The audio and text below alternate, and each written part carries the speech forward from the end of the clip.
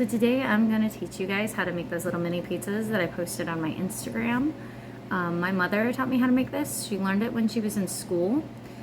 And fun fact, most of the pizzas you buy in the frozen section that say rising crust are actually made with biscuit dough. So if you think it's really weird to do this with biscuits, it's not, especially if you buy those frozen pizzas. My mom taught me how to do it, and I'm gonna kind of try to talk you through the tutorial. And I look a hot mess right now, so I'm probably gonna try to see if I can get this stand to film it as best I can, so please bear with me. I've never done one of these before, so hopefully, you know, it's helpful and you like it. Okay, so I did. This is basically where I started with the pizzas. I took a can of, you know, biscuits. And because I bought the flaky kind, I don't want to leave it like this and mush it out. So I roll it up.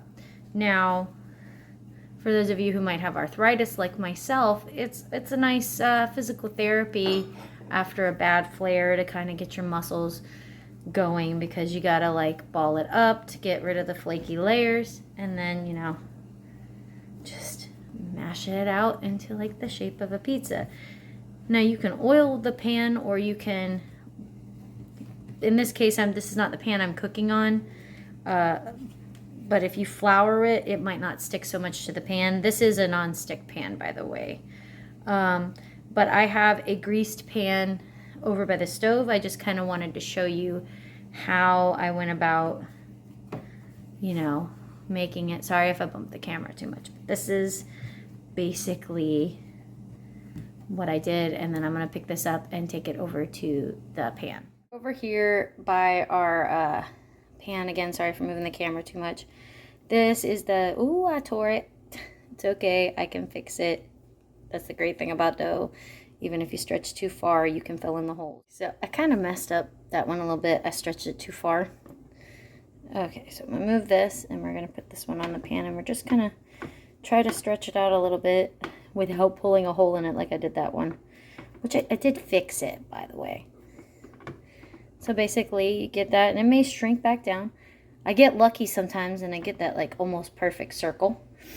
But that's basically all you do is that. The next step we're going to do is we're going to sauce it. Now, I usually tell people you can use whatever sauce you like. You can buy pizza sauce. In this case, ooh, that takes up a lot of the camera.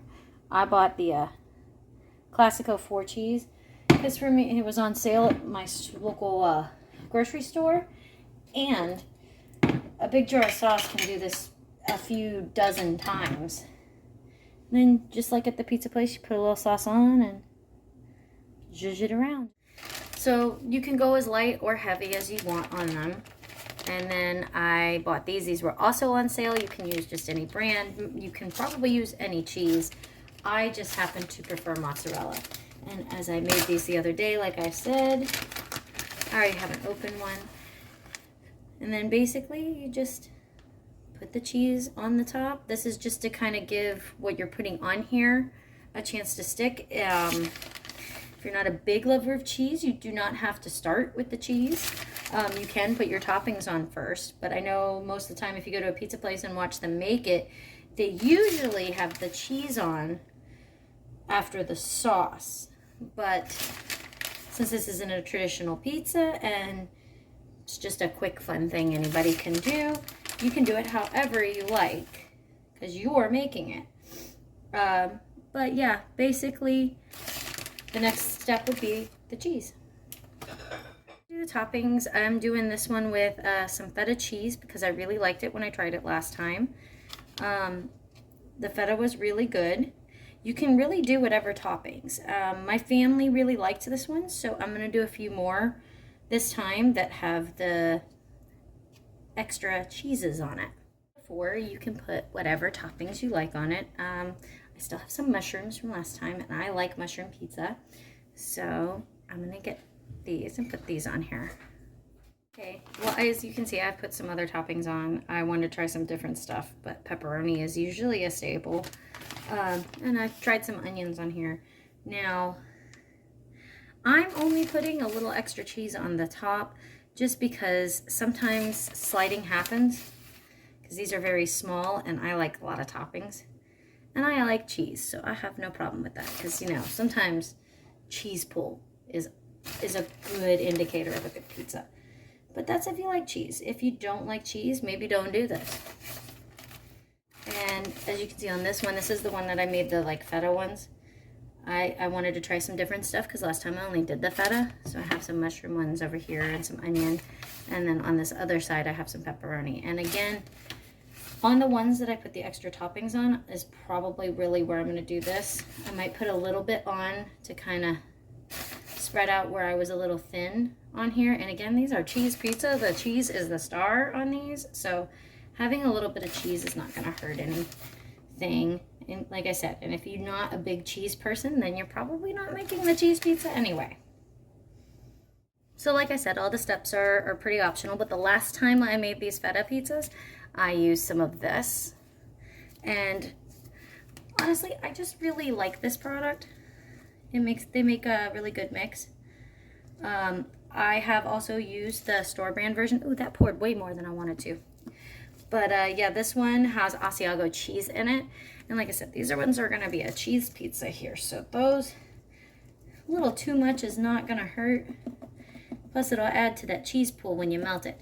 Okay, so I'm gonna have one that's really extra cheesy over here. Not intentional, but you know, hey, I like cheese, so it works. My mom always taught me this was the important part, was we are still gonna follow the instructions for the biscuits. So we are still gonna preheat to 400 degrees. To 400 degrees, and then once it's in, we're gonna put it in the oven, and according to this packaging, it says cook 8 to 11 minutes. Let's put the pizza in. I would have recorded it, but it's a lot of moving with hands, and having rheumatoid arthritis, it's too many things to juggle at once. By the way, when you set a timer on a Google, you can have special timers. I set this one called pizza. If you name it pizza, it'll have a little pizza wheel, and when the pizza's done, it plays like Italian or stereotype Italian playing music, and it'll have pizza falling from the screen. Pulled them out of the oven, and this is what they look like. I'm gonna let them cool for a little bit because I do not want to eat them when they're quite this hot. Do not want to burn my mouth, but I do want to get the cheese cool, so I'm not gonna let them cool too. I'm gonna give it a try. This is my mushroom one. Think you guys wanted to watch me eat it, but it had a really good cheese pool. I mean, I've had better cheese pools, but that was still a good cheese pool.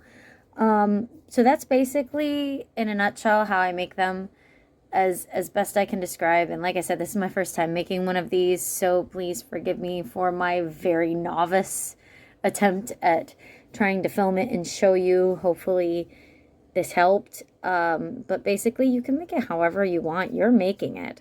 But this was just how my mom taught me to do it.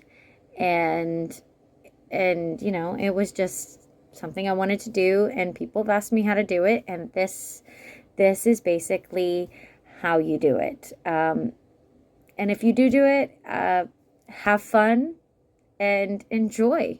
Because I think that's really the secret, is just to have fun. That's how you make good food. Have fun making it.